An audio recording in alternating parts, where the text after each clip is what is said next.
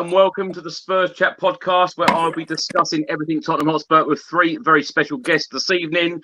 We'll be going through all of this week's main news stories, rumours and reports.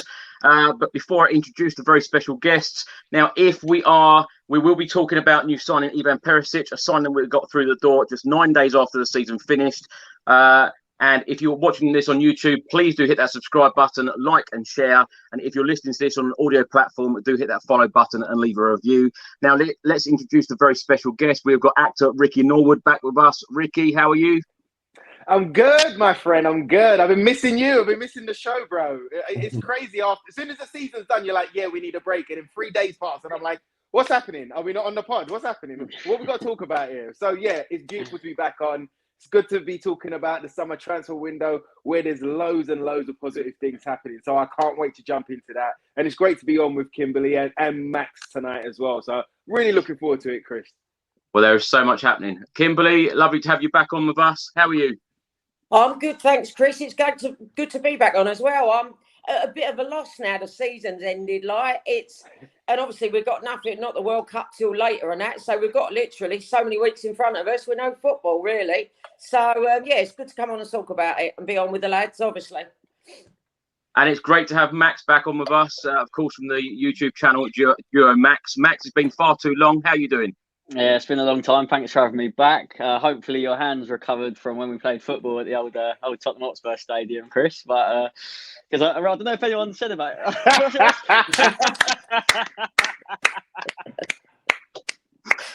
Come on, Max, you've got to talk us all about it. You're doing me dirty like that already, Chris.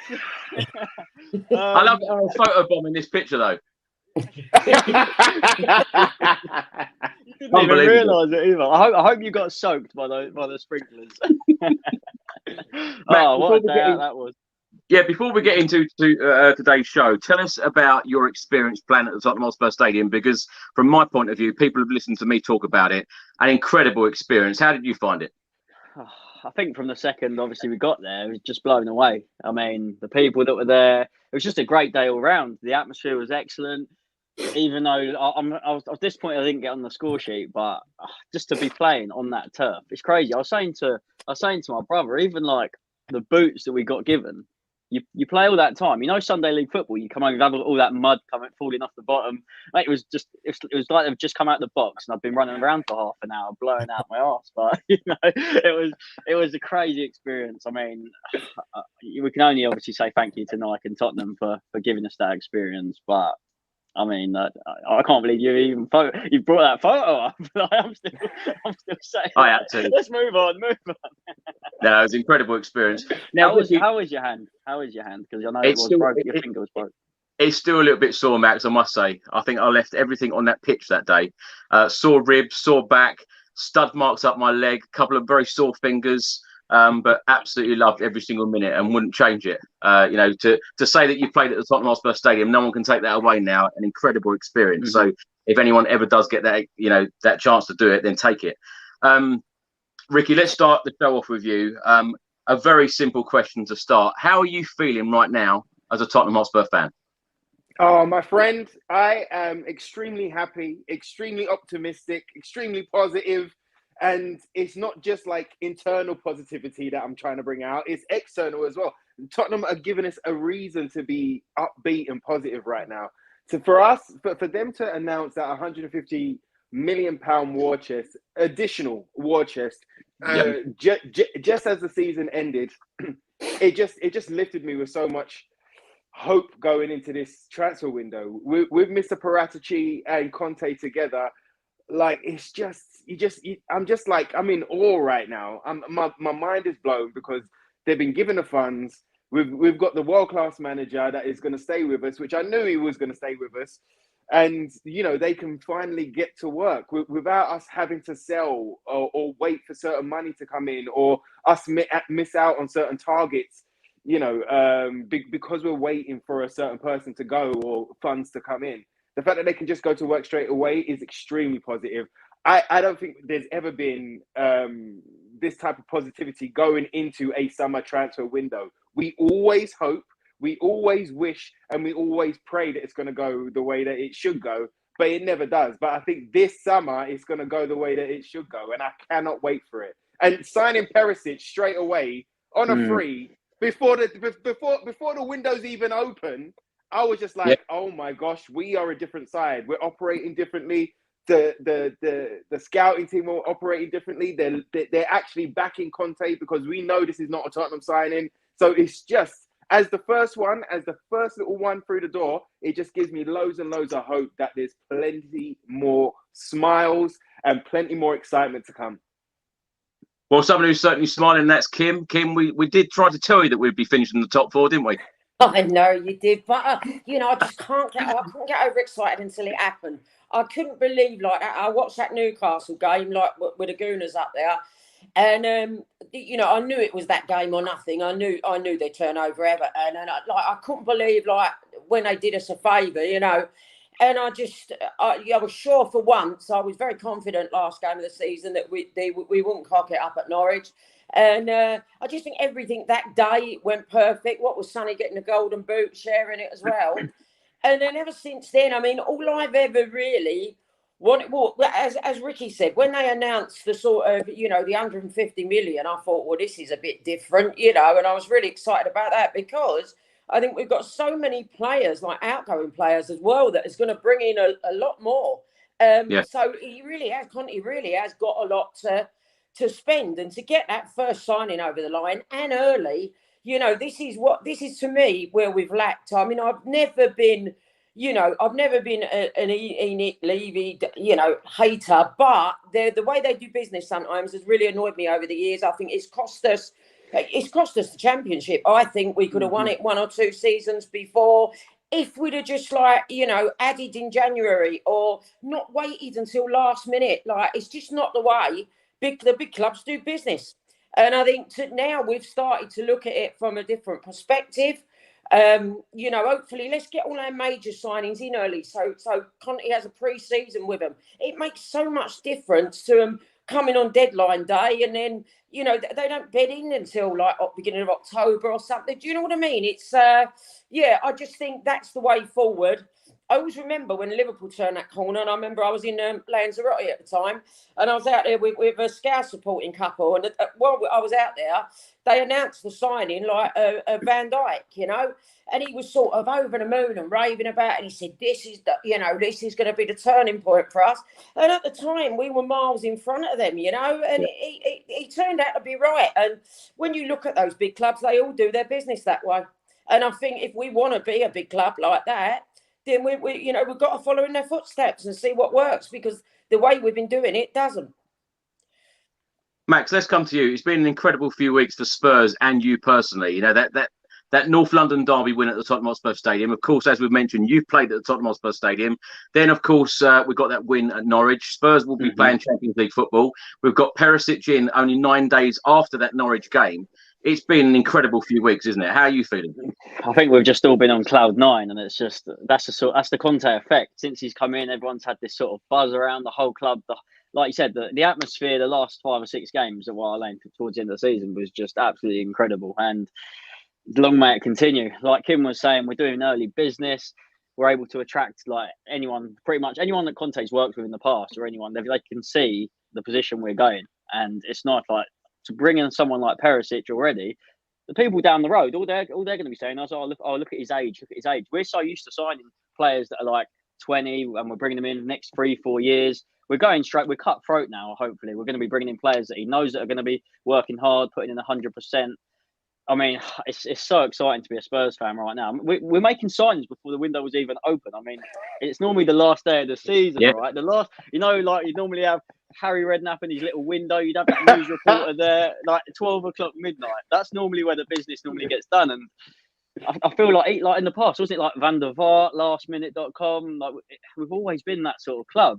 And now we're getting signings. I mean, I don't know if they've announced Forster yet, but obviously getting him, you're getting Perisic. I mean, I don't know. We've got players to obviously get rid of. I think, if you don't mind me saying, I reckon like Ndombele will be out the door. I think Lo Celso will be out the door. I think maybe Winks might be out the door. And that's money. Like, it's not going to be big money, obviously, because who's going to pay big money for those players now? But even if you can get 20 million for Winks, are you telling me that's 20 million that won't go into Conte's war chest, so to speak. I mean, it's exciting. All the money that's going to be coming into the club will be going towards Conte now, because I think Levy knows he's got us top 4. That's what he got him in for. It would have been, you get us top 4 and literally I'll give you as much money as you need to get us challenging for the title. And I think that's honestly what Levy's plan is. And he knows it's not a 5-year plan, is it? It's literally this time next year, where will we be sitting? And it's exciting. It's exciting. Well, the deal was confirmed on the 31st of May. And as you just said there, Max, 3 months early, because we normally do it on the 31st of August. But I love one of your tweets the other day. You said, excited by this, don't care about the age. If you think that's a problem, then you're the problem. Now, let's talk about Ivan Perisic, because there have been a number of fans, including, some people who watch this channel, in the comments saying, yeah, but he's 33. He's too old. What is your reply to that? I mean, my reply is I'm approaching that age soon, so, and I know what I can do on.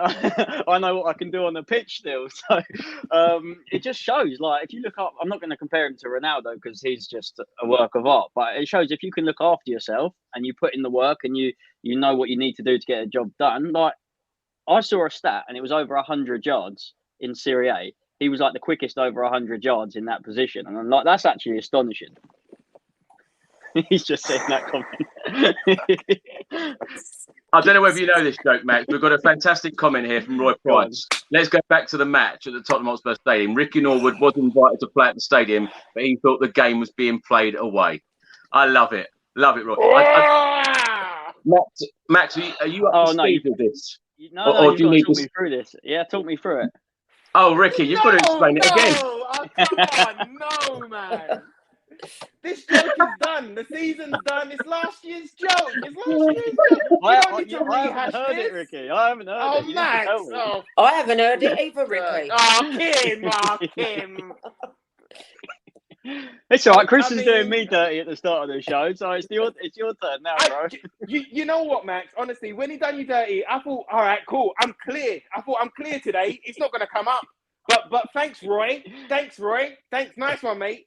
Okay, I'll do it as quickly as I can. All right, I'll do it as quickly as I can. I can't believe this. All right, so get invited to go to a game. I'm meeting up with Chris. It is the 1st of January, i.e. the night before was New Year's Eve. So the night before was New Year's Eve. I had a couple of glasses of champagne, maybe a couple of bottles, but we won't talk about that. I already know, right? The thing is that I know my way to Tottenham. I know how to get, I don't have to think about it. So I'm not journey planning or anything. I'm just like, right, New Year's Eve, fantastic. Wake up in the morning, let's go. It is time to go. It is Tottenham, first day of the year, let's go. So I didn't make my way. I get to Liverpool Street. I'm like, if you've ever been to Liverpool Street and you've gone by train, you normally see not only home fans, but you'll see a few of the away fans. I ain't seeing no one. I'm seeing a few shirts dotted around, but I ain't seeing it. I'm looking at the trains. Normally, the trains are every 5 to 10 minutes. They're not. They're every half an hour. I'm like, what's going on here? It's match day. I'm like, jump on the train. Normally, you see fans on the train. I don't see no fans on the train. I see a couple down the end there. I'm like, what's going on? Am I early? Am I way early because I'm meeting Chris? Anyway, get down to Tottenham. I love getting out of Tottenham. I love going around the corner and suddenly the stadium opens up and you're like, oh my gosh, look at this beautiful place. I love that, right? So I've done that, but I've looked at the stadium. I'm like, it looks like the lights are off. It looks like no one's home. I'm like, what's going on here? Anyway, I get to the front, right? I get to the stadium. I look up. I'm like, it does look a bit shut, but maybe I'm early. Let me check if the game's happening today. I look at my phone. I'm like, yeah, what for Tottenham is happening? Of course it's happening. All right, fine. I go into the shop. I'm like, I'll wait for Chris at the shop. I've texted him. I'll let him know I'm here, but I'm in the shop. Having a little dibble-dabble in the shop. Again, nowhere near what it's like on a match day, right? But I'm like, okay, all right, fine. Dibble-dabble, grab a couple of bits. Chris calls me. He's like, yeah, I'm outside. I'm like, all right, I'm fine. Cool, wicked. I'll be out in a second. Cracking jokes with the security and the till ladies and everything. Come out. I'm like, where is this guy? Like, he said he was by the church. I'm like, where is it? I'm like, Chris, where are you, bro? He's like, yeah, I'm just down the road here from Vicarage Road. I was like, just standing here. And I was like, wait, what? What did you say, bro? And he's like, yeah, I'm just standing here outside Vicarage Road. I was just like, where are you? You coming out? I said, bro, I'm at White Hart Lane. It's only at that point. And just a quick little thing. I checked on Sky Sports again, another 3-4 times. Are we playing? and I've read it. What for Tottenham? I'm like, yeah, okay, fine. What for Tottenham? I'm like, yeah, fine. Chris tells me he's at Vicarage Road. It's at that point that I realised that I've gone to the wrong stadium and I went to a home game instead of an away game. So thank you, Chris, for making me explain that damn story again. And ever since then, I keep getting it on every damn show. Well, if that's the short version, wow. I mean... Oh God! Kim, have you ever done that? Have you ever made that mistake? Home or away? I've never done that, mate. No. Quickly move on. Surely we've got to talk about Perisic, right? Come on. Ricky, let's come to you. Ivan Perisic, a free transfer from Inter Milan, 33 years old, signed on a 2-year deal until 2024. He has come out and said it was a hard decision to leave Inter Milan, but I've decided to follow my dream of playing in the Premier League. Now I'm ready at Spurs. I'm super proud to join Tottenham Hotspur and embark on this new journey. What have you made of this new signing? Because last season for Inter Milan, 10 goals, 9 assists in all competitions. I view this as a fantastic statement signing. What are your thoughts? No, I'm with you. It is a fantastic statement signing. And it gives Conte a soldier, somebody that has already worked under him, that has won under him, who knows how he works, who knows, what he demands in the game. And straight away, he can come in not only to influence our first 11, but also to kind of help guide the wing backs along the way in what and how Conte wants to play football. We've already heard that he's there to kind of be a mentor to Sessegnon as well. He was a bit of a mentor to Dumfries, who was at Inter now. So he's kind of played this role before. I think it's super exciting because when we talk about experience or winning experience, what is experience? Experience is doing something and, going in, whatever job it is, to go in, to do it well and know what job you're being asked. But it's also to know, to been in that job for long enough to make a couple of mistakes and know why you shouldn't make these mistakes. So him coming in with a winning mentality, a soldier for Conte coming in and letting those wing backs that do come in that are ready to go, that are a little bit younger, not only what to do and how to apply yourself, but what not to do in certain scenarios. And I think that's invaluable for the squad that we have and for where we're going and how we're moving forward. So I think it's such an exciting signing for us. And I think it's super exciting for Conte as well, because straight away he's got somebody that absolutely knows what he wants. And not only can he play at left wing back, but he can play at right wing back. He can play behind, along the front three as well. So, the amount of times that Conte looked behind him on the bench and couldn't bring somebody off to influence the game. Well, now we have a player that can fit 4 roles at least, 4 to 5 roles at least around in that formation, in that system, and that knows what to do and how to do it. With the Gooners, right? With the Gooners getting on our case about he's a 33-year-old, you guys are, celebrating, blah, blah, blah, blah, blah. Look, let them concentrate on what they're doing. However you've been rolling the last 6 years, carry on doing it, because you know what? You finished below us for the last 6 years. So whatever you're doing is fantastic. Stay away from us. Concentrate on yourselves. Go and get the players that are only going to get you possibly into Conference League next year. Like, do what you got to do, right? Don't worry about us. But the fact that we're living in their head 24/7 right now does make me chuckle. Kim, how are you feeling about this signing of Perisic? I'm really excited. I've got to be honest. I mean, as Ricky just said, the positions he can cover is wonderful. He's a player with experience. He's won things. He's obviously got a good... I think it's important we bring players in now with the right attitude and mentality as well, because I think we've made a lot of mistakes in that area in the past.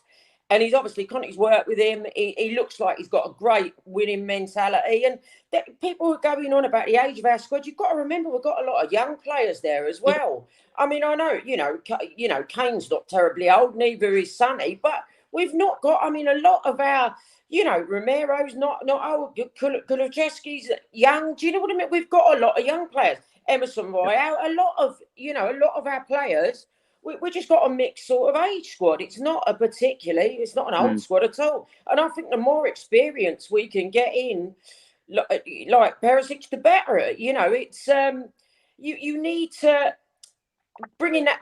I mean, the bigger as going back to what the other teams do, bringing in their players early. They've also mixed up like youth with experienced players, and older players as well. And I think you need a balance to get to that winning mentality, and hopefully, it'd be great if we end up picking up a trophy or two next season. But I'm really excited for the season and see everything. I've not been as excited about Spurs for a long time. It feels like when Poch was in his peak, like that excitement that was rippling through. But obviously, with the added bonus now of them throwing some money into the club and getting the business done early, there should be great times ahead. And I've been sort of relishing a little bit in the Gooners' misery because I did go on a couple of Arsenal podcasts in the week, because I just wanted to see their little faces when it all went wrong. It wasn't AFTV. It was a couple of other ones I found. And, it was just nice to watch the devastation, really. And they was going on about, the age. And, I got quite a kick out of it. Just getting on any Arsenal podcast you can, just to wind them up. Oh, yeah, I looked up. I just typed in Arsenal podcast and I was away. Well, I'll tell you what, Kim, I'm very impressed. 20 minutes in, you've mentioned the word trophy before I have. Well, this is how I'm feeling now. Yeah. I am feeling it. Listen, we don't know who else is going to come in yet, but I've got a lot of faith in Conte, and obviously, as you said earlier, like any player he's worked with is going to want to work under him again. The majority, I should imagine. He's the players we're sort of going for are sort of players on a really decent level in my eyes. We've gone for too many like unproven youngsters, I think, in the past, hoping that they might come good. And as I mentioned once, the attitude as well is something that's really important, because I think we've got to make sure we're bringing in players that not only want to play for Spurs, that have got a fighting desire to sort of win something. And there's no point bringing players in, and also that suit the Premier League. Yeah, Max, let's come to you. We talk suited to the Premier League, 100%. Max, let's come to you. We talk about leaders in the dressing room. I think that Perisic will be a real leader straight away walking into that dressing room, because very much like Antonio Conte, every club that he's been at, he has won trophies. He's been very, very successful. I expected Antonio Conte to bring in experienced players like this. What have you made of this move? Only 9 days. I know we keep going on about the timing, but only 9 days after the season has finished. I just find it incredible. I think it just shows exactly the sort of character that Conte is. He probably wants the team to be a month, like he wants the team he wants a month before the season might start, so he knows what he's working with. Imagine going into the season like the managers before, not knowing if you're going to get someone on the last day, or you don't know who's going to be a striker. We've had that position on the left side that we've been debating about for years, really, like who's going to take that spot and make it their own. I'm not saying Perisic is, but he's got the ability. He can play anywhere.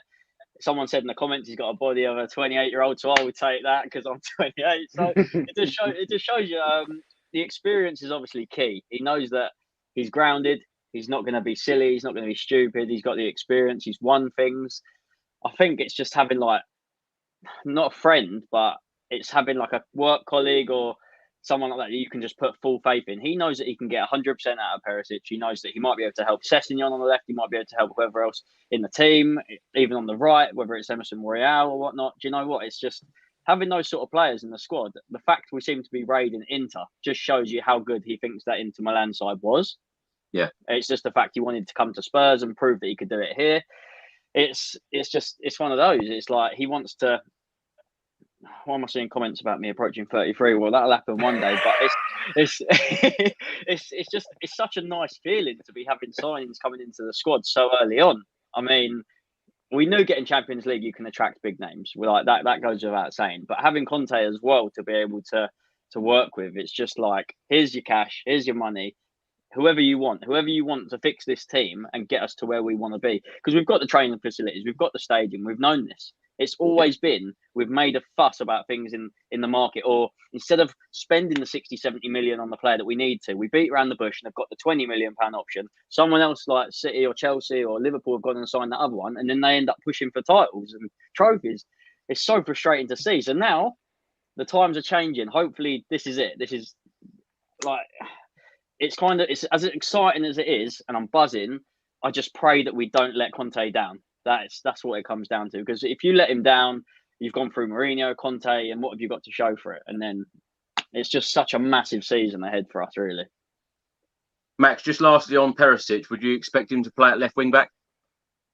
I don't see why not. Yeah, I'd happily start him. I mean, get him straight in the team. He's an exciting player. He's both. You see, I don't know the exact stats, but he had plenty of goals and assists last season, and that's exactly what we need. How many times did you see Reggie miss a golden chance or 1-on-1? You know, Perisic is putting it away. I'd have faith.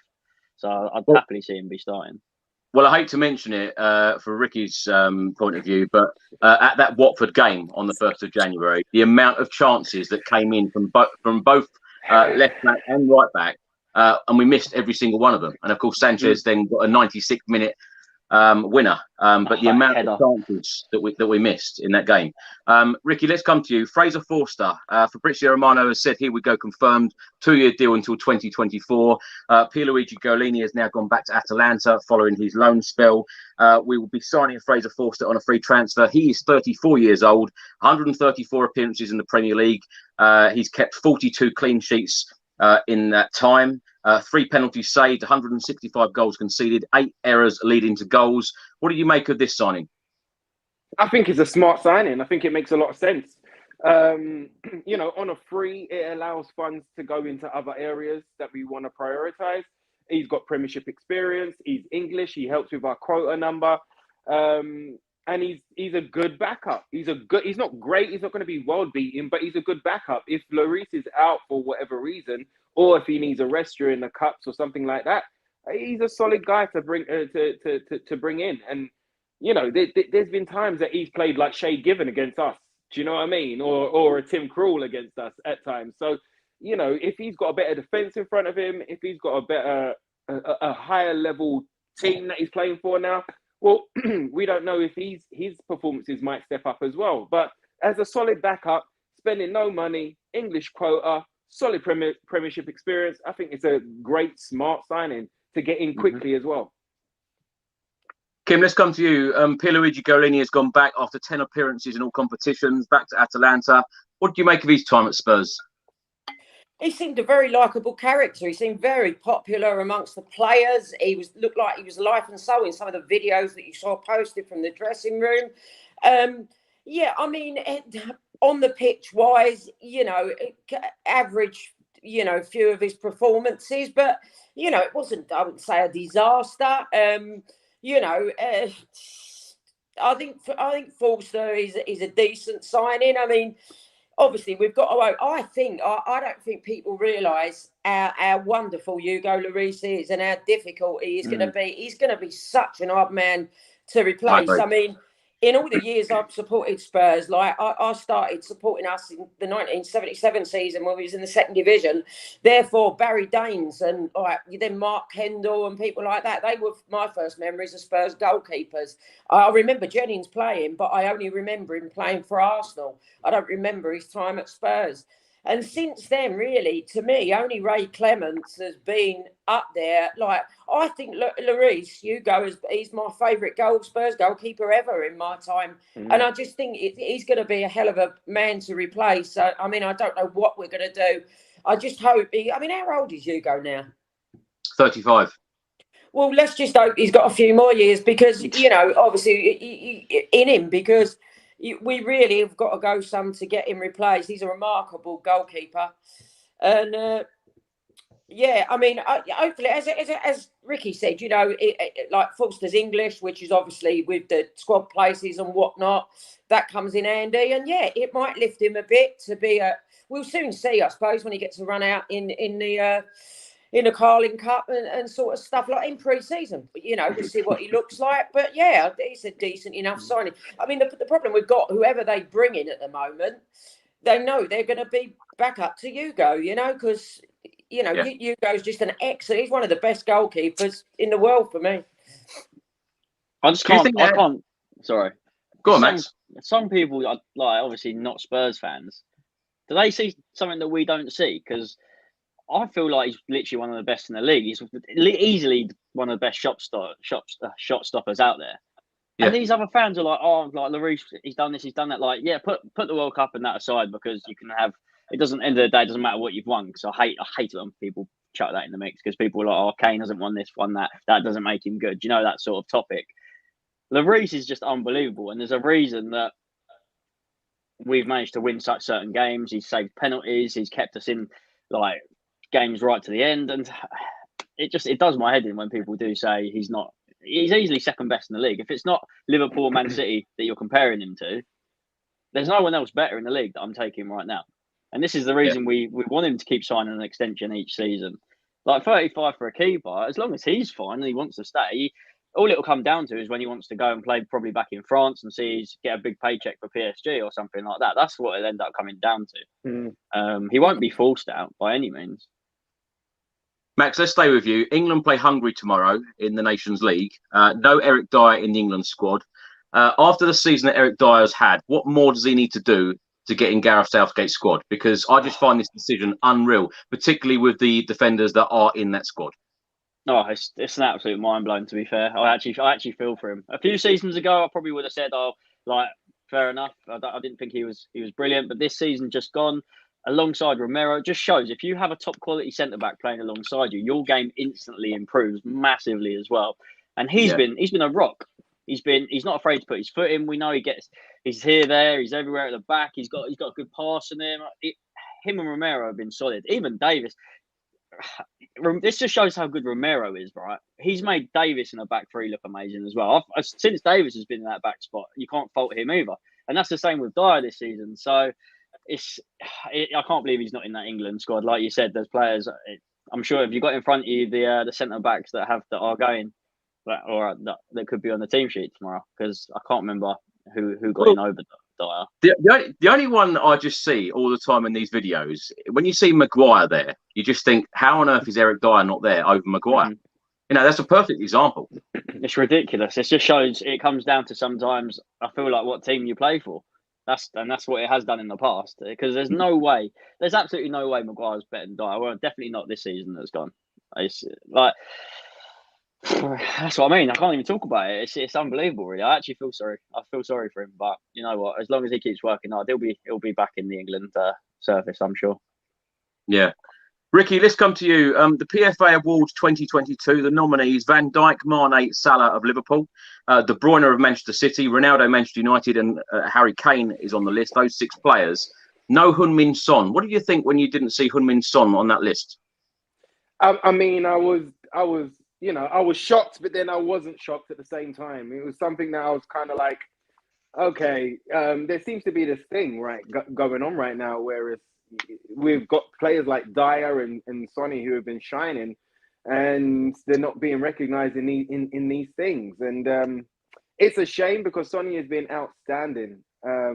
He has easily been on a Salah level. You know, Salah, the first half of the season was on another planet, and the second half of the season it was Sonny who was on another planet. So it's a shame for him, but I think someone like Sonny will look at that as motivation. Someone like Sonny will take that and be like, oh, okay, all right, cool, well, let me show you next season, you know. And I think it kind of bodes well for us, because we're going to get an even better Sonny, an even more determined and motivated Sonny next season. So, you know, all in all, we know what Sonny is. We know how good Sonny is. We know how world class he is. We know how phenomenal he is as a man, as well as a player. So, if he doesn't get these awards here and there, or mentioned even, okay, fine, we'll crack on. We're Tottenham, man. We're used to stuff like this happening, so it's fine. We'll crack on. Kim, I'll come to you on the same point. Were you surprised by Heung-min Son not being on this list of nominees, particularly when the votes are by fellow professionals?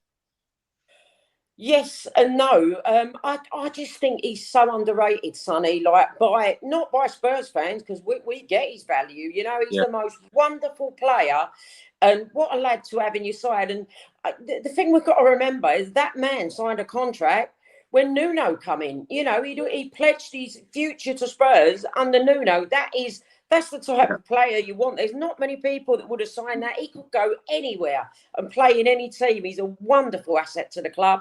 And I love him to bits. I was so pleased when he got that golden boot, you know. And how wonderful. He's just like, you know, been given that award out in South Korea. He's like a god out there, and he deserves every moment. He works so hard of his success, you know. But, yeah, I mean, it's just like he gets overlooked for these things over here. I mean, I don't know why fellow professionals don't vote for him. I mean, only they can answer that question. It seems to be a lot of them are the same old names over and over again, isn't it? I mean, what has he done? What, you know, his season. I know Ronaldo's, you know, obviously Ronaldo scored goals that ruin us this season, but he hasn't had a phenomenal season like Sonny has. You know, you would much Sonny's name would be far in front of his. It's not Ronaldo's best season, is it? By any stretch of the imagination, you know. Yeah. It's but yeah, I mean, I'm just glad he's a Spurs player, and long may that continue. Kim, I'll give this question to you on screen from Alex. I would like to see James Ward-Prowse at Tottenham. Would you? We've been linked with him a few times, haven't we?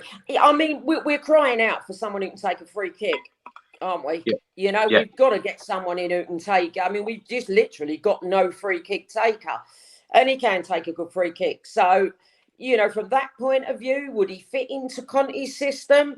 Yeah, he probably would. Yeah, I mean, he'd be a great. He'd be a decent addition, but. You know, Conte might have someone else up his sleeve, someone he's worked with in the past. You know, who I don't know what they'll be charging for sort of Ward-Prowse now, but they're going to want a lot more money for him now, I think, than they would have done a couple of 3 years back. You know, we don't know who he's got up his sleeve. You know, you've got to trust in the Conte process, and I do. I mean, I'm just glad we've got a manager now that's going to put his foot down. There's no way you can see Conte like being that type of manager that will trot off happily to, you know, wherever we go in Singapore or Hong Kong or across the globe and Israel and sort of be landed with his players like at the end. He's obviously going to demand for him to come in early, you know, and that's good. We need a man who's going to stand up to our board. And finally, we've got one. Yeah. Max, let's come to you. Comment on screen from Chris. I was going to talk about this later on, but I'll bring it in now. How about that right foot finish from Kulusevski for Sweden? Did you see that goal last night? What did you think of it? Yeah. And, you know, this guy is just on fire. And when I talk every single week on this podcast about, you know, players taking free kicks from outside the box, why are we not putting Kulusevski on these free kicks? Well, that's the thing. He's got a wand of a left foot as well, which we've seen. And I think that was obviously the one last night was brilliant. There was another one recently where he's like shifted it onto his left foot, and he's just so clever. It's a crazy like how much he has to offer. He's not just like burst of pace and then no end product like Lucas. He's not just he'll get you a couple of goals and no vision with the passing. He has a bit of everything, and I think what's exciting to see is Kane doesn't always have to look for Son now. He can actually see, oh, Kulu's out there. I'm going to pass it to him because he knows that he's going to get one in the box. He knows that he can feed it out to him and bring someone else into play. He's such an exciting player, and I think he's only 21 years old. I mean, absolute bargain. Imagine he does this end of the season, what he's done since January for a whole season. He could actually end up with 20 goals himself. I mean, he's an exciting player to have. I don't even think we've seen the best of him because give him a whole summer. He'll be obviously gelled in. He's saying he loves the club as well in his interviews. Everything's positive. Everything seems good. The front three are literally loving life at Tottenham, and I think that's exactly what we need. You've obviously got Conte that's brought in the big spirits. Kane staying's massive again, and it just shows you the whole camp, the whole vibe. Son's obviously always happy, but Kulu, yeah, he's got so much to offer. Especially the song. The song's brilliant. I mean, that's one of the best ones we've been singing in a long time, isn't it? So it's just nice. There's nothing that's bad about Tottenham at the moment. We're all sat here with smiles on our faces. We know we're going places. It's just I hope that when the season does start, we can sit here and say the same thing. We've done good business during the window and then just crack on from there, because this end of the season was just so exciting to be a Spurs fan. We're going places, says Mac. Just not to Watford, eh, Rick? Ricky, I'll meet you there in 20 for a pint down Victory Drive. Listen, Ricky, they've gone down now. They've gone down now. We don't even have to speak about Watford. Exactly. They've done you a right favour. Now, Christian Eriksen has come out and said that he wants to play in the Champions League. He wants to stay in London, but he wants to play in the Champions League. Well, that's only Chelsea or Spurs. He's not going to go to Chelsea, is he? Do you think there's any chance of Antonio Conte signing Christian Eriksen this summer? I think there's a big chance. The thing is, again, is that Conte has worked with Eriksen before. Eriksen had to go through a tough time of not being in the team and working to get in the team and working to get Conte's system under his belt, but he done that and ended up coming out on top in the second end of the season, and ended up winning the Serie A league with Inter and with Conte. So I think if both the player and manager want it to happen, then I think it's fantastic. But I think the bit that's going to be troublesome is that I don't know if we can guarantee Eriksen to start every game.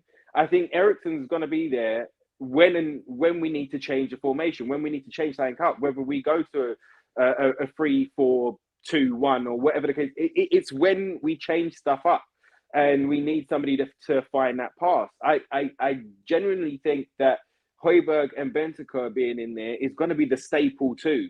And then Eriksen to come in, whether that's for one of the wing backs or whether that's for a forward to come in and play those passes and to play those key balls through. But he's been phenomenal for Brentford this year. I thought he's come back and really not only influenced Brentford's game, but put a mark on the Premiership again.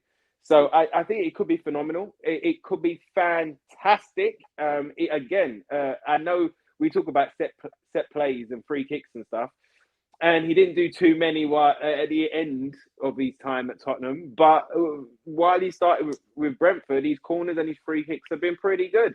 So maybe that can fill a gap there. And again, on a free where we can push funds into other areas, it could be a dynamite signing. But it's all down to Conte. Like I'm here, we can talk about all our preferences and who we want and who we don't want, but it's down to Conte. If Conte wants him, then I want him.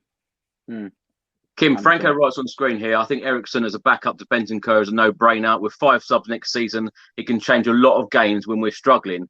Me personally, I would love to see Christian Eriksen back. Would you? Yeah, I'd take him back in a heartbeat. I really do. I think he's. I know when he left Spurs, listen, he was a great player for us overall. He gave us some wonderful service for a long amount of years. And I know he left not under a black cloud, but he'd sort of, he didn't have his swagger about him, perhaps is the best way to put it. And obviously he struggled a little bit, when he moved. But I think everything that's happened to him, to come bouncing back the way he has, is credit to him as a man. And, he seems to have so much hunger for the game again. That experience that happened to him, it must be such like a wake-up call to enjoy every minute of what you have, And he's been a revelation this season for Brentford. And I think, as Max said in that, I don't think he will start. And as Ricky said, I don't think he would start every game. But I think he'd play, if we brought him back, I think he'd play a massive part in our season. And what with the 5 sub thing, what a sub to bring on in games. I think he'd feature in most games, put it that way, even if he didn't start them. Yeah. It's very important though, Kim, isn't it, the sub bench, because we have been very weak, and I think that we have been very lucky at the business end of the season not to have key injuries to the likes of Harry Kane, Heung-min Son. So the bench is very important, and it will be very important to Conte as well, and he will want real good players with great experience on the bench. Do you think he's going to get that? Yeah, I do. I mean, to be successful, we're going to need it. And to compete in the Champions League, we're going to need it. If we're going to have a good go at winning that competition again, we need proper backup on the bench. We can't just have like a bench full of youngsters, sat there. And obviously, it looks like we're going to lose Bergwijn, which, I think he's going to go and do really well, Bergwijn. But obviously, you can't really see the place for him there with the front three, really, in a way that we've got at the moment, And I think he's a lad that does want to play every game. It looks like he might be going to Ajax at some point. I know the first bid's been knocked back. But I tell you, just while we're on the subject and that, and you said about the bench and everything, there's just one player I want to give a mention to, who I think I spoke about last time I was on here and said, he'll be up for sale and this and that. And I think he deserves a very positive mention. I think Davinson Sanchez, when he come in for those last few games, I think he was a credit to the club. I mean, when I heard that sort of Romero was out against the Arsenal, I thought, oh no, our luck's poxed and this is going to be it. And I should imagine I wasn't the only Spurs fan that thought that. But I thought for Sanchez to come in and play the way he did for those last few games, considering he hadn't been in the team for a long, long time, I think he deserves a lot of credit. You know, I was really impressed with him. Well, it might be a coincidence, Kim, but he played the first 3 games of the season, 3 clean sheets. The last 3 games of the season, 3 clean sheets. Well, Damson Sanchez. There you are. Yeah. Max, let's come to you. Let's talk about defenders. Left-sided defenders. We're clearly targeting one. Alessandro Bastoni of Inter Milan, Gleison Bremer of Torino, of course, Defender of the Year in Serie A. Clement Longley, there is rumours of a 2-year loan. Kim Min-jae is also being mentioned as well, played for Fenerbahce this year, great season. What do you make of these rumours, reports, and who would you like to see in a Spurs shirt out of those players I've named? Obviously, the most hyped one that we've seen is obviously Bastoni recently. I'll be honest, I haven't seen much of him, but knowing that he's played with Conte, that's enough for me. Longley or Lengley, I don't know how you pronounce it, but I feel like I've seen people shooting that one down. I'm like, hang on a sec, he's still Barcelona centre back, and if Conte wants him, then he's not going to be useless, is he? And then is it Kim Min-jae? I feel like he's that warrior at the back, isn't he? He's like 6'5", South Korean. I mean, you know, I love a South Korean on the Spurs channel, so get him in. But no, if we're being serious, I think Bastoni. I think we've got to just We've got to offer Inter. It's going to be a lot of money. It's not going to be cheap. I know he's really highly rated by them. It's just how many players are we going to be able to steal off Inter? To be honest, I think that's what it's going to come down to.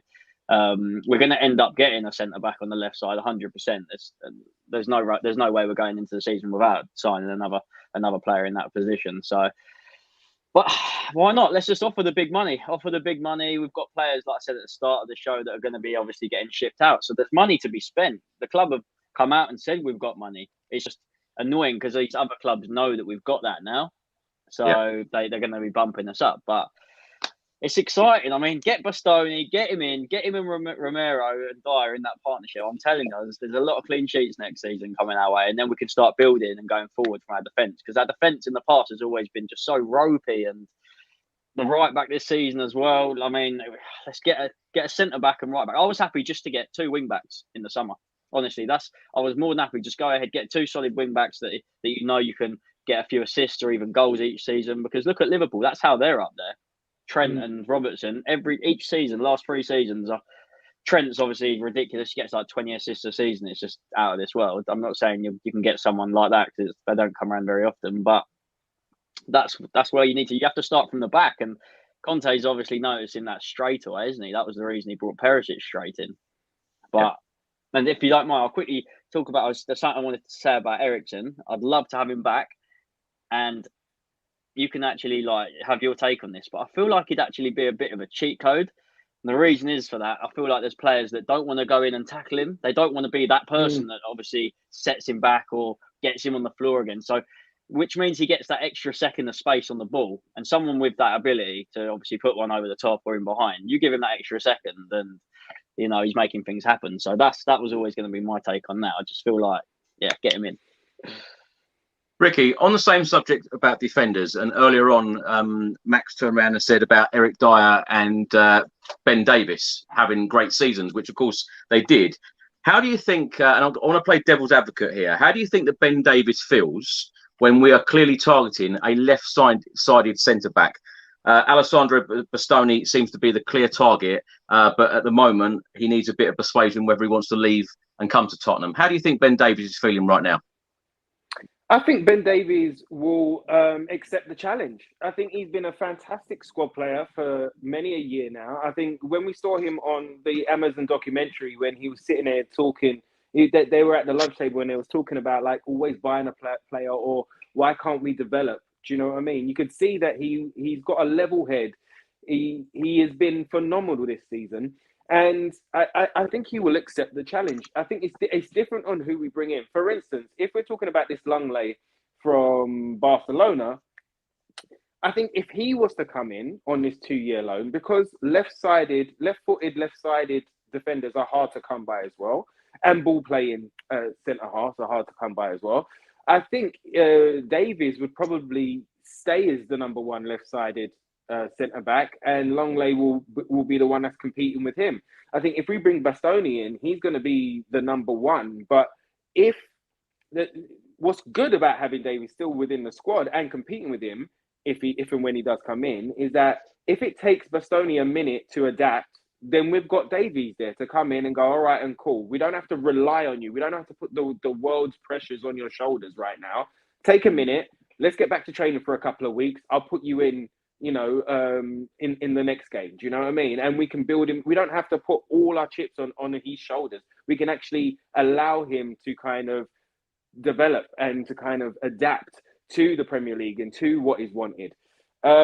So I think Davies will take the challenge on, and I think he'll be excited by it. I think him and the rest of the squad that are sitting there right now, and I preface this by talking about like Dyer's last words in his last interview, and Lloris's words in his last interview, which was, it's up to the club now. They were basically backing Conte as well, and they're like, look, we've done our job. It's up to the club now to take us on to that next level. So I think as the squad, they're all super excited to go on to this next level. They all know that players are going to come in, and they're going to have to compete. And then it's up to you as the player. Show me what you got.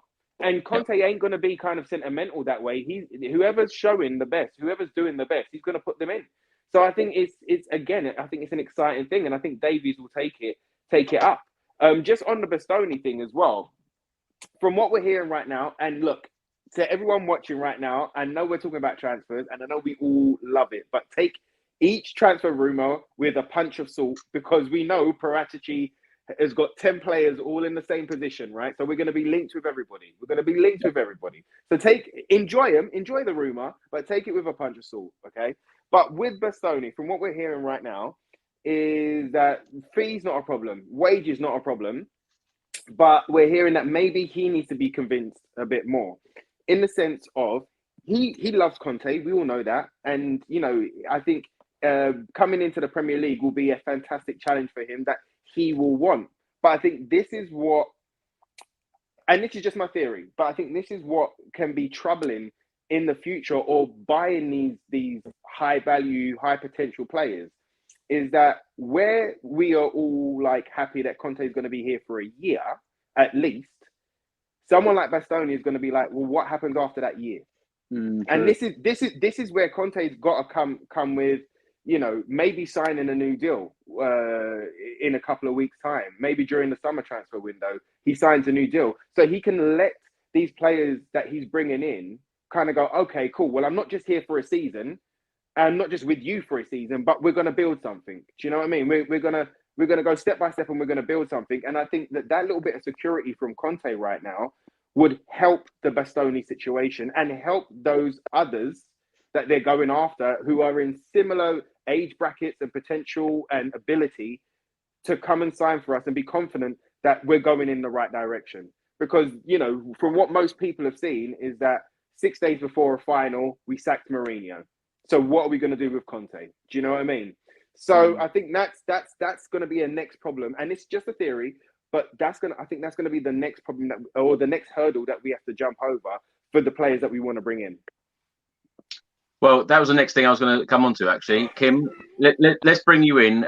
Surely that is the next bit of news, isn't it, that we're going to receive? Antonio Conte has perhaps signed a new contract at Spurs? Yeah, I should think so. I'd be very surprised if it doesn't happen. I was just going to say, what a great point Ricky came up with there. He was spot on, and it was weird. You were going to talk about it next. But yeah, he's got to, really, hasn't he? To get in these players, especially that sort of age that he wants, and especially the ones I suppose he's worked with in the past and everything, he's got to give them some reassurance, surely, like by sort of, pledging his future to the club himself. You can't expect a player to come in and sign up for 4 or 5 years and you can walk away at any point, So, yeah, I should imagine I don't know whether he's still on a holiday, Conte, or what, but you would think within, when does the transfer window open? It's soon, isn't it? Next week, 10th of June. 10th of June.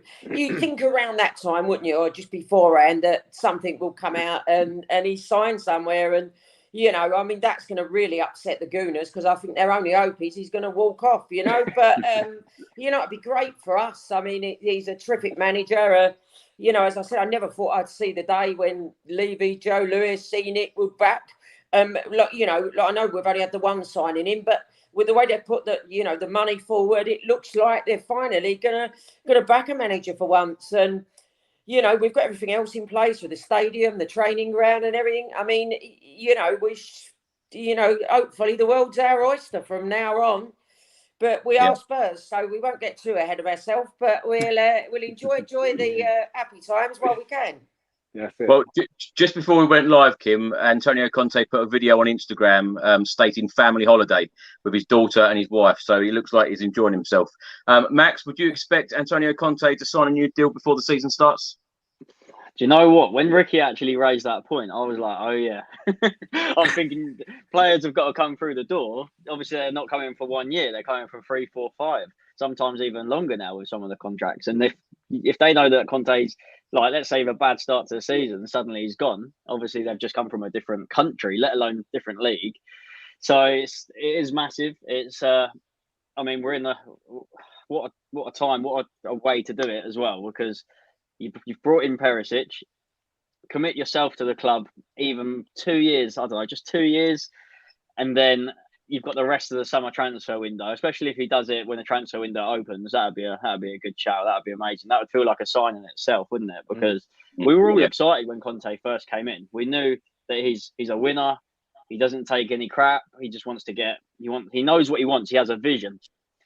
And if his vision can be signing a new contract and giving 100% to this club that we love, then what a summer we're in for, because I think we'll be a force. We've shown that we can be a force getting into the Champions League. And you need someone like Conte to obviously want to be at your club if you want to be at the high stakes like Liverpool and Man City have like the last couple of seasons. So it's exciting, but I did forget about that. I actually did. I can't believe I actually forgot about that. But he'll put pen to paper, hopefully, and it'll be a big signing. And then, they might announce that at the same time as Bastoni. You never know. I'd love that. That's where Chris was. Chris was on holiday with Conte. That's why. Chris knows he's got a contract coming. The thing is, though, Max, Antonio Conte has stated that he will be at Spurs next season in a meeting with Fabio Pracci. And he said, it's one of my greatest achievements finishing in the top 4 with Tottenham. He's been here for 6 months, and he has achieved top 4, which, a lot of us thought that we were nowhere near a European spot, let alone Champions League. The job that this guy has done in the 6 months is just simply incredible, isn't it? Well, that's the thing. And obviously only us Spurs fans will be able to appreciate just how good of a job he's done. But that's what it matters about. I don't care about any other fans. They can say whatever they want about him. But Conte he's worked absolute wonders. And it just shows how much of a good manager he is. And if you can back him with money and he commits his future to the club, like you said, he's just come in out of nowhere. He's got us top 4. That's in the space of not even a year. So imagine if we actually have the signings that he wants, the contract he's happy with. The fans love him. Everything is in the ball's in his court. The ball is in Conte's court. And I don't think it's normally been in Levy's court, hasn't it? As we're now, it's in his court. It's actually in our managers. So we just got to back him. I could sit here all night and just say back him. I'd back him if I had the money to. I'm just going to try and keep this podcast to an hour, but I still have quite a lot to go on. So I'm going to give you one question per person. Ricky, try and speed your answers up a little bit. I'll try. I'm sorry. Right, Ricky, this one's for you. Harry Winks has been given the green light to move. Your thoughts on that? Move on. Fair enough. Kim, you spoke about Steven Bergwijn earlier. Fabrizio Romano has stated that Tottenham have received an official bid from Ajax for Bergwijn. The proposal is now confirmed. Bergwijn would be ready to agree personal terms with Ajax until June 2027. Spurs are open to selling him this summer. Now, this season, he made a total of 25 appearances in the Premier League. 21 of those 25 came from the sub-bench, only scoring 3 goals. And when you think that 2 of them were against Leicester in that dramatic game at the end, a total of 60 appearances in the Premier League in a Tottenham Hotspur shirt, 7 goals, 5 assists. All of his 7 goals are with his right foot. 3 seasons at the club, under 4 managers, Dutch international, 24 years old. Your thoughts on Steven Bergwijn? Because in my opinion, this guy looks like he wants game time. very similar to Joe Rodon. They play more for their country than they do actually for their club. Your thoughts on his career at Spurs? I'd like to have seen more of him in a way, but I don't know what it is with Stephen. Like, you know, you think in some of them, listen, I'm a big fan of Lucas Moura, but you think in some of them games towards the end of the season, perhaps when we made that substitution, especially after the Leicester game where he got the 2 late goals and changed the game, that it would have been him that they brought on, you know? And it just didn't happen, really. It's obviously, you know, it's Moura the one they turn to if sort of they change the system. And for the substitutions normally, yeah, I think like to get at 24 now, you know, he's not a kid. He's going to want to play, and I should imagine he will go back to Ajax. They're obviously not going to accept the first bid. Knowing Daniel, probably not the second. It'd probably be the third or fourth. But like, I think he's going to do really well somewhere. I can see him shining in Europe for him and that. And good luck to him, you know, just for that Leicester game alone. He's always a player I'll remember fondly. I mean, that was one of the greatest late comebacks of all time, wasn't it? Especially in a season like this, where them points were so important to us, like once the season ended. And yeah, I can see him going on. I'm glad he won't be going. I hope we don't sell him to another Premier League club, because I'd hate him to come back and haunt us over here. But, you know, if he goes back to Ajax and that, yeah, I wish the fella well. And you know, I'll always remember him fondly. Perhaps, you know, I've got a feeling in time he might say, why did we let him go? But like, you know, we've got who we have in those positions, and you can't play everybody, can you? Max, will you be pleased then to see Bergwijn go? I don't know if pleased the word. It's just there's been enough players over the years that just haven't like made one of those front 3 positions their own. And Kulu's coming out of nowhere, and he's doing the job. So he's good enough to sit on the bench, but like you said, you've read out his whole profile. He's only 24 years old. He needs to be playing. Yeah. And let's face it, Conte isn't his biggest fan. I mean, obviously, anyone's your biggest fan when they score you late 2 winners. I mean, it could have been absolutely anyone. That could have even been Winks, and I'd have been celebrating. You know, it could have been anyone. But that's what I mean. He's just not good enough, unfortunately. There's just like sparks here and there, and I don't know. It's one of those things. It just hasn't worked for him. I don't not like him. Max, we keep being linked with Jed Spence of Middlesbrough. Of course, he spent last season on loan at Nottingham Forest, who have just been promoted to the Premier League. Can you see this deal happening, and would you be pleased with this signing? I didn't watch much of him. I obviously watched the playoff final, and all the playoffs that he was involved in. Don't get me wrong, I think he's all right. But is he much better than Emerson Royal? What more does he offer? This is what I was trying to... There might be people in the comments that say he's brilliant. I know he's young. You'll have Conte to work with. He's English. One being English, so he's not going to be cheap.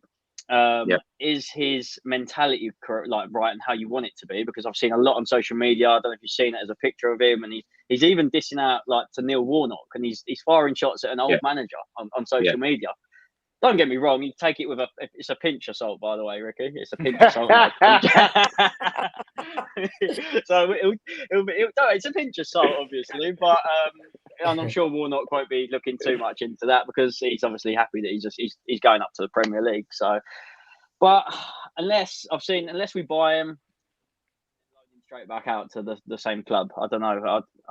I feel like it's a position we need to get with experience. We've gone out and done it with Perisic. I feel like if we're gonna do that, we just go out and buy someone who is gonna like solidify that position and make it theirs. I feel like we'll still be rotating between Spence, Emerson Royal, and Doherty. That's obviously if they're all there at the same time. Ricky, Giovanni Lo Celso and Tonguion Ndombele, do you think there's any chance of either of them two coming back to Tottenham and being integrated back into this squad under Antonio Conte? See you later. Move on. No, I'm only joking. No, I don't. Honestly, I don't. I think Lo Celso done us a favour by playing so well, and they've put in a little bit of a bidding war going on now. Maybe we can get a bit more out of whoever wants him. I think Ndombele is going to be tough to shift right now. But from today's rumours, there's supposedly an unnamed club. I think it was in your report earlier today, Chris, but it was an unnamed club from Spain that are interested in him, and he's in Malaga at the moment. So who knows? But no, I don't see them having any future at Spurs, especially next season. It's down to mentality more than anything, and I think Conte knows. You know, the reason that he praised Doherty was not because of his 5 games of great performances. It was for his mentality. It was for his work rate when he wasn't in the side, and it was for his determination when he wasn't in training and in and around the group. He wasn't soppy or miserable. He was just like, all right, cool, let's crack on to work. And that gave Conte confidence to kind of back Doherty. And I just don't think he saw that in the players that he let go in January. Barring Bryan Hill, I think we all know that Bryan Hill needs game time, and he needs to build up physically and strength-wise so that he doesn't get pushed off the ball as easily, especially in the Premier League. But the rest of them, and Dele's in that as well. So Dele, Lo Celso, Ndombele, I think Conte just looked at him and was just like, you're not bringing the right mentality, you're not bringing the right attitude to training or to what I want from you. And so that's why we got rid of all 3, So I don't see Lo Celso or Ndombele coming back. It's a shame. I would have loved, and I was an Ndombele fan. I was always waiting for him to kind of burst into the scene and take the game by the scruff of the neck for us. And we saw glimpses, 2-minute spurts of that, but he just didn't do it. So if we can get some money in for him and get somebody else in that Conte knows and trusts and can do the job for us, then fantastic. Let's keep it moving. Now, last couple of points. Kim, let's come to you. I want to talk about strikers, because the last time we signed a striker on a permanent contract was 5 years ago. Fernando Llorente, 2017. Of course, we had Gareth Bale on loan. We had Carlos Vinicius on loan. During the 2020-2021 season, they scored 26 goals in all competitions between them. Lautaro Martinez, one of our main targets, including under Nuno Espirito Santo in the summer. He has just come out and said, I really want to stay into Milan next season. We're now being linked to Darwin Núñez of Benfica, Uruguay international. Gianluca Di Marzio, the Italian journalist, has said today that he expects either Arsenal, Spurs or Manchester United to sign Núñez for next season to play in the Premier League. Kim, surely under Antonio Conte this summer, we have got to sign an alternative striker, a striker to play on the bench, a striker to partner Harry Kane up front. We have got to sign a striker. No matter what we're going to do with them, surely a striker has got to be coming through the door. Yeah, I mean, it's been a long time coming, bringing in that backup, hasn't it, really? And yeah, we've got, I mean, if Conte don't bring him in, who is ever going to? We're always going to, be wanting that position. So, yeah, I mean, I don't know who we're going to get. It's going to be another answer from me, as I just trust Conte and whoever he wants. Whether we bring in, if you're going to bring in, a youngster, you just want to hope that he sort of hits the ground running, a bit like Kulusevski has. But, I don't know who. I mean, the problem we've got now, where people know we've got this dosh to spend, we're just going to be linked with everybody, and you don't know what rumours are true. I don't really, I certainly don't take no notice of the, a lot of the media-based ones, a lot of the paper talk. But, I mean, I just trust Conte to whoever it is, and to them to pinpoint the right person. As I said earlier, you've got to have the right attitude as well, and it's got to be someone that'll hopefully be suited to the Premier League, and just hopefully when they get their chance, they hit the ground running. I think that's so important sometimes at a club like Spurs. Max, do you know much about Darwin Núñez? Not as much as I probably should do. I stopped playing FIFA recently, so. Well, no, you're playing at the Tottenham Hotspur Stadium. It's completely different, isn't it? But that's it. On my phone, the phones have been off the hook, mate. I still can't believe you've done me dirty at the start of the show like that. Oh, it's a great picture. It's a great picture. It is. It's going to live in my memory. I mean, why not? What a picture. Exactly. Well, last question for you all. What are we winning next year? Ricky, let's start with you. What trophies are coming through the door next season under Antonio Conte? Do you know what, Chris? I don't know, right? But we're definitely winning something. So much so that even with the channel sponsor, William Hill, I might put a bet on just separately. Just like one bet to win the Premier League, one bet to win the Champions League, one bet to win the FA Cup, and one bet to win the Carabao Cup. Because we're definitely doing something next year, because the attitude has shifted. The boys, they played so well, and you can see that they wanted the Champions League, and they want to progress now. They know that they missed out after the Champions League final, and they had a big, massive dip. And I think the ones that are still there from that dip, they don't want to go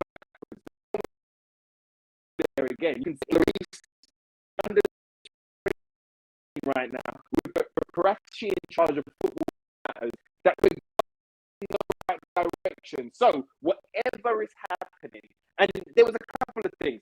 The way that we kind of played against Liverpool towards the end of the season, the way that we dominated the Gooners, the way that we got over the line in certain things, you know, a lot of people were thinking that maybe Norwich would be a banana skin. We cleared all of those little apprehensions, and we are on a next level right now. And I think those that are coming in are going to push us to the next level even more so. The 5 subs are going to help us. Perisic is a big game player, and I know he's the only one that we got in right now, but Perisic is a big game player. He's going to score a winner in one of these, and we are going to be see with a couple of bottles of champagne, Chris. Let me tell you. Let me tell you. Come on. Down at Vicarage Road. Oh, nice, man. Yeah. Do you know what, Ricky? I think Bastoni, you know, given 5 minutes with Bastoni, I reckon you could persuade him to sign for us. Listen, let me speak to him. Let me speak to him. I've got it covered. All right, I've got it covered, Chris. If you've got a link, speak to Simone or to speak to your connections, bruv. I'll speak to him direct. We can do it on a Zoom. I can fly over. Whatever you guys need, we'll make it happen. We'll make it happen. It'll probably be a hotel in Watford that's going to let you write down.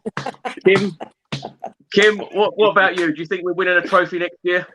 Yeah, I do. I think it's I've got a feeling we'll break our trophy that next year. I've got no idea. As Ricky said, same thing. What it will be, I suppose you'd lean towards more the League Cup or the FA Cup, but you know, knowing Spurs, it could be something bigger, and I might do the same. I might have a bet beginning of the season, just on all trophies, because I just feel it's that time, and you know that's not just going to be the only signing. There's going to be plenty more where that one come from, and you know, I think we're going to start off with the strongest squad that we've had, you know, in years, and yeah, I can see a trophy coming and a celebrating some point next season, maybe even 2. Who knows? Wow. This has been a good show. Max, what about you? Yeah, are the trophies coming?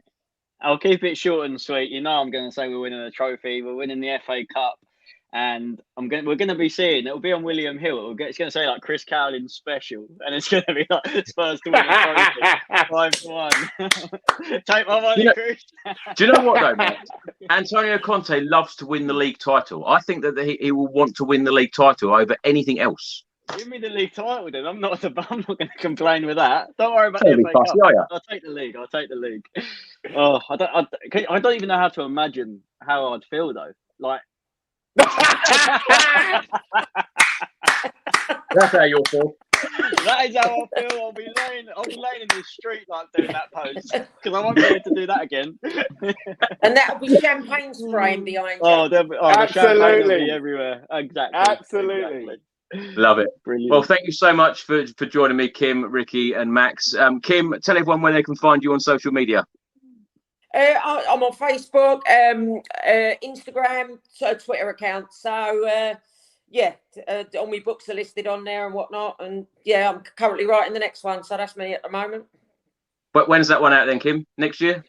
It's gonna be out next year some point. It's been delayed from this year because I was a little bit behind with it. But I'm back writing now, and I've been sitting in the garden all day until it come over a bit windy towards this afternoon, and I'm gonna crack on again in a minute. So yeah. You're waiting until Spurs win a trophy. Arsenal podcast. That's what it is. Yeah, I know. I must stop. I had to have a little look at their end of season though. I searched for the ones like after we got the top 4, you know, I just wanted to see their faces and what they said. And they're just all waiting, really. You know, they're all talking about Conte leaving. I think that's what they're clinging on to, him walking away. Ricky, and thanks so much for joining us. And what I want to know is the EastEnders studio isn't very far away from Watford. How do you make it there every day? Jesus Christ. It's been an honour and a pleasure being on, Chris. He wishes he didn't tell me the story now. Did he tell you the time he turned up at Coronation Street? What is that? The problem is, there's definitely more stories. I bet there's ones that should be mentioned off air. Do you know, a couple of weeks ago, Ricky said, "Now this is all going to die down. No one's ever going to mention it ever again." I enjoyed it. It's the first time I've heard it. Oh. It's getting worse. You know what? Now, honestly, let's just for a little, you know, bring it back down a little bit and move it on. You know what? I heard about Emerson Royale today. Like he got Yeah. he got held up by gunpoint, and supposedly there was shots fired, and you know, thank goodness he's all right. And I just wanted to send love out to Emerson Royale, and you know, I'm just thankful that nothing tragic happened, and you know, whatever happens in the transfer window, whatever happens in the transfer window, I think he's done really well for us, especially towards the end of the season when all the responsibility was on his shoulders. There was only one fit right wing back, and he was it. And he stepped up and he performed fantastic to get us into that to that top four. So whatever happens, if he's on the chopping block or if he stays with us, thanks Emerson, my friend. And I'm just happy to hear that you're well and all the family are well as well. Do you know what I mean? Yeah, well said. Well said, Rick. Well said. And thanks so much for coming on again, Max, and tell everyone where they can find you and your channel. XGI Max on all socials. If it's not me and my dad moaning at Spurs on the telly, if I can't get to the away game, it's me at home, match day vlogs, and obviously on Instagram you can find me laying on the pitch, like Chris has already shown you today. So get following me over there for classic Spurs laying on the pitch content. But no, it's been a thanks again. It just makes me laugh because you're in the background. That's why it makes the photo. That's the only reason I'm showing it. I know it is. Getting that clout. But no, thanks again. It's been wicked as always. Well, Kim, Ricky, Max, can't thank you enough, and thanks to everybody for all of your comments and all of your support on the channel. And I'll see you on the next one. Until then, come on, you Spurs. Come on.